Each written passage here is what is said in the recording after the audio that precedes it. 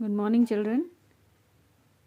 यह video class 9 के लिए है और आज हम कबीर की साखियाँ पढ़ेंगे। तो आइए शुरू करते हैं। पहला दोहा है, मान सरोवर सुभर जल, हंसा केली कराही, मुक्ता फल मुक्ता चुगे, अब उड़ी उन्नत न जाई। तो आइए पहले इसके कुछ कठिन शब्द जो हैं उसका अर्थ जान लें। मान सरोवर अमृत कुंड, अमृत झील जो कि पवित्र हिंदुओं का झील है। सुभर मतलब अच्छी तरह से भरा हुआ। हंसा मतलब हंस। केली मतलब क्रीड़ा, क्रीड़ा मतलब खेल। मुक्ताफल मोती, मुक्ति के रूप में मोती। अनंत मतलब अन्य कहीं। तो इस व्याख्या का पहले प्रसंग जानते हैं कि प्रस्तुत पंक्ति नवभारती पुस्तक से ली गई है। यह साखियाँ नामक पाठ से ली गई है। इसके कवि कबीर हैं। इन पंक्तियों में कहते हैं कि जब हमारा मन भक्ति में लीन हो जाता है तो कहीं और नहीं जाना चाहता। तो यहाँ कबीर कहते हैं कि हृदय रूपी मानसरोवर झील में भक्ति रूपी साफ स्वच्छ जल भरा हुआ है। इसमें आत्मा रूपी हंस क्रीड़ाएं कर रहे हैं। इसी में आनंद की प्राप्ति होती है। यह इसी साधना के बलबूते पर अपनी मुक्ति रूपी मोती प्राप्त करना चाहता है। अब वह उड़कर कहीं और नहीं जाना चाहता। दूसरा दोहा, प्रेमी ढूंढत मैं फिरो, प्रेमी मिले न कोई, प्रेमी को प्रेमी मिले, अब विष अमृत होई। तो यहाँ पे प्रेमी मतलब प्रभु का भक्त, विष मतलब जहर, अमृत मतलब सुधा। प्रसंग यह नवभारती पुस्तक से ली गई है और साखियाँ नामक पाठ से है। इसकी व्याख्या कवि कहते हैं कि वे अपने जैसा प्रभु प्रेमी को ढूंढने के लिए निकलते हैं, परंतु उन्हें अपने जैसा प्रभु भक्त कोई नहीं मिलता। जब सांसारिक सुख में लिप्त हो है, सब सांसारिक सुख में लिप्त और खोए हुए हैं। यह सत्य है कि जब ईश्वर प्रेमी को भगवान मिल जाते हैं तब सभी प्रकार का विष अमृत हो जाता है, अर्थात मनुष्य की सभी बुराइयां समाप्त हो जाती है और उसे आनंद की प्राप्ति होती है। तीसरा दोहा, हस्ती चढ़िए ज्ञान को, सहज दुलीचा डारी, स्वान रूप संसार है, भूखन दे झक मारी। इसमें कठिन शब्द जो है उसका अर्थ, हस्ती मतलब हाथी, दुलीचा मतलब छोटा सा कालीन, गलीचा, स्वान मतलब कुत्ता, भूखन दे मतलब भौंकने दो। प्रसंग नवभारती पुस्तक से ली गई है, साखियाँ नामक पाठ से, और इसके कवि कबीर हैं। यह कवि कहते हैं कि हमें ज्ञान को बढ़ाने में ध्यान देना चाहिए। तो व्याख्या, कबीर ज्ञान का महत्व दर्शाते हुए कहते हैं कि हमें ज्ञान रूपी हाथी पर सवारी करनी चाहिए, साधना रूपी आसन बिछाकर, अर्थात ज्ञान बटोरने पर अपना ध्यान केंद्रित करना चाहिए। कवि संसार की तुलना उस कुत्ते से करते हैं जिसका काम भौंकना है, अर्थात आपकी कमी निकालते रहेगी यह दुनिया, परंतु हमें उसकी परवाह किए बगैर अपने लक्ष्य की ओर अग्रसर रहना चाहिए। बोलने वाले अपने आप बोल बोलकर थक हार कर चुप हो जाएंगे।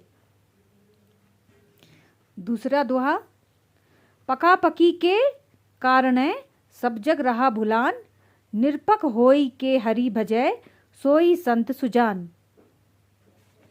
पकापकी मतलब पक्ष विपक्ष, कोई एक पक्षों की आपस में कई पक्षों की आपस में होने वाली खींचातानी या विरोध। जग मतलब संसार, निरपक मतलब निष्पक्ष, बिना किसी का पक्ष लेने वाला, सुजान मतलब ज्ञानी। प्रसंग नवभारती पुस्तक से ली गई है, साखियाँ नामक पाठ से, और इसके कवि कबीर हैं। इसमें कवि पक्ष विपक्ष के चक्कर में न पड़ने को कहते हैं। सच्ची भक्ति की सलाह देते हुए कहते हैं कि बिना किसी का पक्ष लिए भेदभाव से दूर रहना चाहिए। वो कहते हैं कि पक्ष और विपक्ष के कारण लोग भगवान को तो भूल ही जाते हैं। जो व्यक्ति इस झगड़े से दूर होकर निष्पक्ष होकर बिना भेदभाव के भगवान को भजता है, वही सच्चा संत है और वही सच्चा ज्ञानी है। नेक्स्ट, हिंदू मुआ राम कही, मुसलमान खुदाई, कहे कबीर सौ जीवता, जो दुहु के निकट न जाई। यहाँ पे कुछ कठिन शब्द का अर्थ जानते हैं। मुआ मतलब मरा हुआ, नकारा, जीवता मतलब जिंदा, निकटी मतलब पास, दुहु मतलब दोनों, खुदाई मतलब खुदा। प्रसंग, प्रस्तुत पंक्ति नवभारती पुस्तक के साखिया नामक पाठ से ली गई है। इसके कवि कबीर हैं। इसमें कवि भाईचारे की शिक्षा देते हैं। व्याख्या, सांप्रदायिक एकता की भावना पर बल देते हुए संत कबीर कहते हैं कि हिंदू राम का नाम लेते लेते मर जाता है और मुसलमान खुदा खुदा करते करते रह जाता है। दोनों अपने जीवन को व्यर्थ ही नष्ट कर देता है। ईश्वर को वही व्यक्ति प्राप्त कर सकता है जो इन दोनों के फैलाए हुए फसाद से अपने आप को दूर रखता है, और वही व्यक्ति सच्चे अर्थ में जीवित है। और वही व्यक्ति सच्चे अर्थ में जीवित है। नेक्स्ट दोहा पढ़ते हैं। काबा फिरी काशी भया, राम ही भया रहीम, मोट चून मैदा भया, बैठी कबीरा जीम। इसमें जो कठिन शब्द है उसका अर्थ समझते हैं। काबा मुसलमानों का पवित्र पाक स्थान, काशी हिंदुओं का पवित्र स्थान, भया मतलब हुआ, मोट मतलब मोटा अनाज, जीम मतलब खाना। प्रसंग, प्रस्तुत पंक्ति भारतीय पुस्तक की साखिया नामक पाठ से ली गई है। इसके कवि कबीर हैं। इसमें कवि ने सांप्रदायिक एकता की सीख दी है। तो आइए देखते हैं व्याख्या। कबीरदास सांप्रदायिक एकता पर बल देते हुए कहते हैं कि भक्ति के चरमावस्था में भक्त के लिए काबा काशी एक जैसा हो जाता है। मतलब जो सच्चे भक्त हैं उनके लिए काबा और काशी में कोई फर्क नहीं है, और राम और रहीम एक ही रूप ले लेता है।